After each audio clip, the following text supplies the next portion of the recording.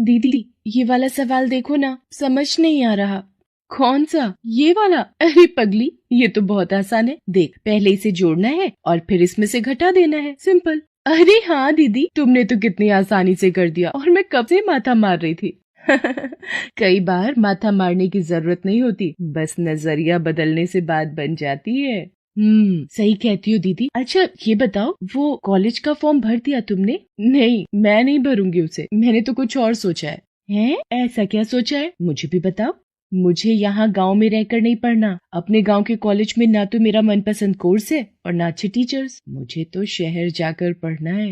हाय राम, शहर जाओगी? और तुम्हारे साथ कौन रहेगा वहाँ? कोई नहीं, मैं अकेली रहकर पढ़ाई करूंगी वहाँ। क्या अकेली रह लोगी दीदी? हाँ, उसमें कौन सी बड़ी बात है। अरे 12वीं में इतने अच्छे नंबर लाने का क्या फायदा अगर सारी जिंदगी गांव में ही बितानी है तो। वो बात तो ठीक है दीदी, लेकिन अपने गांव का माहौल तो तुम्हें पता है ना। यहाँ लड़कियों को स्कूल ही बहुत कम लोग भेजते हैं और तुम शहर जाकर। बस इसी सोच ने तो बेड़ा गर्क करके रखा है। ये बात तो सही है दीदी। सच बताऊं तो मुझे भी शहर जाकर पढ़ने में कोई बुराई नहीं लगती, बस वहाँ के टिमटाम से डर लगता है। टिमटाम मतलब? दीदी मेरी एक दोस्त बता रही थी, उसके मामा की बेटी गांव से शहर गई थी पढ़ने, लेकिन वहां जाकर 1 नंबर की घमंडी और बदतमीज हो गई वो। और तो और तुम्हें पता है, वो तो सिगरेट भी पीने लगी है। तो क्या हुआ, शहर की जिंदगी अलग है, लोग बदल ही जाते हैं वहां जाकर। नहीं दीदी, तुम अगर शहर जाओ तो कभी मत बदलना।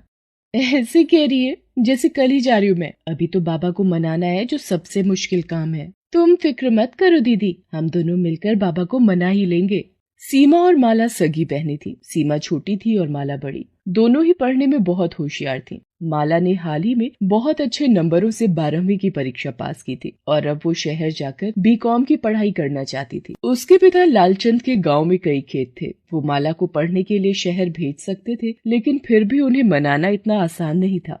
क्या शहर? ना बिटिया, जो करना है यहीं रहकर कर लो, वहाँ अकेली कैसे रहोगी? रह लूंगी बाबा, मैंने सब पता कर लिया है। कॉलेज का अपना हॉस्टल है जहाँ स्टूडेंट्स आराम से रह सकते हैं। सब कुछ बहुत अच्छा है वहाँ, मेरा यकीन कीजिए, वहाँ जाकर मेरी जिंदगी बदल जाएगी, सच में। बिटिया, तुम्हारी माँ को तुम्हारी जरूरत है। सारी जिंदगी घर संभालते संभालते थक गई है वो, और वैसे भी तुम तो पढ़ने में इतनी होशियार हो, यहाँ गांव से भी बहुत कुछ कर सकती हो। फिर शहर जाने की क्या जरूरत? जरूरत है बाबा, क्योंकि दीदी का मन है शहर जाकर पढ़ने का। आप उन्हें जाने दीजिए, और मैं हूँ ना यहाँ माँ के साथ, मैं यहीं रहूंगी हमेशा, ये वादा है मेरा। सीमा की बात सुनकर लालचंद माला को शहर भेजने के लिए तैयार हो जाता है। माला शहर के एक नामी कॉलेज में एडमिशन ले लेती है और वहीं हॉस्टल में रहकर पढ़ने लगती है। वो गांव से शहर अपने बेहतर भविष्य को सजाने के लिए गई थी, लेकिन धीरे धीरे उसके लिए बाकी चीजें ज्यादा जरूरी हो गई। सीमा का डर सही साबित हो रहा था। माला शहर जाकर बदलती जा रही थी। माला तैयार रहना, आज रात का प्लान है, वार्डन के सोने के बाद निकलेंगे सब। अच्छा ठीक है यार, बट कल एग्जाम है। अरे यार, अब तू नाटक मत शुरू कर, एग्जाम्स तो आते ही रहते हैं, लेकिन डिस्को पार्टी का ये मौका बार बार नहीं मिलता। बात तो तेरी ठीक है। चल फिर चलती हूँ मैं। दोस्तों के साथ घूमना फिरना, पार्टीज करना, अब यही सब माला को पसंद था। इस वजह से उसका पढ़ाई में उतना मन नहीं लगता था। उसके मार्क्स लगातार गिरते जा रहे थे। दीदी मैंने नेट पर देखी तुम्हारी मार्कशीट, नंबर तो बहुत कम है दीदी। हाँ तो क्या हुआ, अगले सेमेस्टर में कवर कर लूंगी मैं। वैसे तूने ये बात बाबा को तो नहीं बताई? ना दीदी, अभी तो नहीं बताई, लेकिन उन्हें बताना तो पड़ेगा ना, वो पूछेंगे तो। नहीं, उन्हें कुछ भी बताने की जरूरत नहीं है। मैं घर आऊंगी छुट्टियों में तो संभाल लूंगी सब, बस तू अपना मुंह बंद ही रखना, समझी? चल अब फोन रखती हूँ मैं, मेरे दोस्त बुला रहे मुझे। दीदी ये सब सही नहीं है, तुम शहर पढ़ने गई हो या ये सब करने? तू 1 नंबर की गंवार और बेवकूफ है सीमा, ये सब शहर में रहने के तौर तरीके हैं, समझी? दोस्तों के साथ थोड़ी सी ड्रिंक कर ली तो क्या हुआ, कुछ गलत नहीं है इसमें। ना दीदी, जो गलत है सो गलत है, तुम वापस आ जाओ, तुम्हारा कॉलेज तो खत्म ही होने वाला है ना। तू पागल है क्या, मुझे गाँव वापस कभी नहीं आना। तो अब वहाँ रहकर करोगी क्या? तुम्हारे मार्क्स भी ऐसे नहीं है कि कोई अच्छी नौकरी मिल जाए तुम्हें। तो क्या हुआ? अरे सीमा, मुझे शहर जाकर समझ में आया है कि असल में ये पढ़ाई वढ़ाई से कुछ भी नहीं होने वाला। मैंने तो अपनी लाइफ सेट कर ली है। क्या मतलब?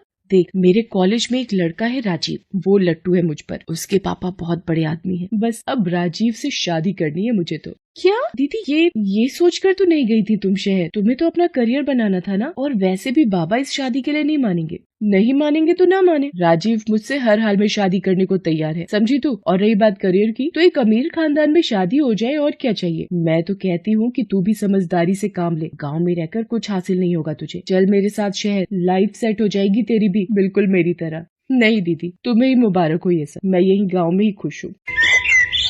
माला अपने परिवार की मर्जी के खिलाफ शहर में शादी कर लेती है। उसका पति राजीव अपने पिता का बिजनेस संभालने लगा। एक अमीर घर की बहू बनने के बाद माला ने कभी पलट कर नहीं देखा। यहाँ तक कि उसने कभी किसी को अपने माता पिता और बहन के बारे में भी नहीं बताया। वो नहीं चाहती थी कि गांव में रहने वाले उसके परिवार के बारे में कोई जाने और इस बात को लेकर उसकी रेपुटेशन खराब हो। दूसरी तरफ सीमा ने गांव में ही रहकर न सिर्फ अपनी पढ़ाई पूरी की, बल्कि अब वो अपने साथ साथ अपने गांव का भविष्य भी संवार रही थी। आज उसने गांव के गरीब बच्चों को पढ़ाया, गरीब किसानों को सरकार की योजनाओं से जुड़ने में मदद की, लोगों को नई तकनीकों के बारे में बताया, जिससे गाँव में बहुत प्रगति। सीमा बिटिया, तुम्हारी वजह से अपने गाँव की तो सूरत ही बदल गई। सच में लालचंद जी, साक्षात माँ सरस्वती है आपकी बिटिया।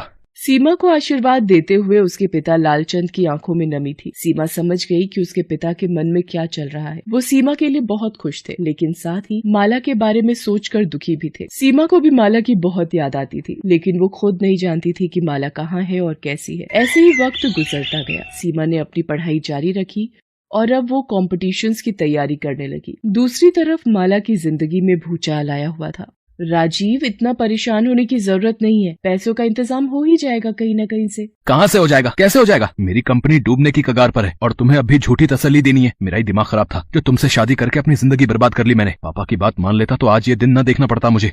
क्या मतलब है तुम्हारा? मैंने क्या किया है? अरे कुछ नहीं किया, यही तो रोना है। बस बोझ बनकर मेरे गले पड़ गई। मंत्री जी की बेटी का रिश्ता आया था मेरे लिए, लेकिन नहीं, मेरी किस्मत में तो तुम्हें पालना ही लिखा था ना।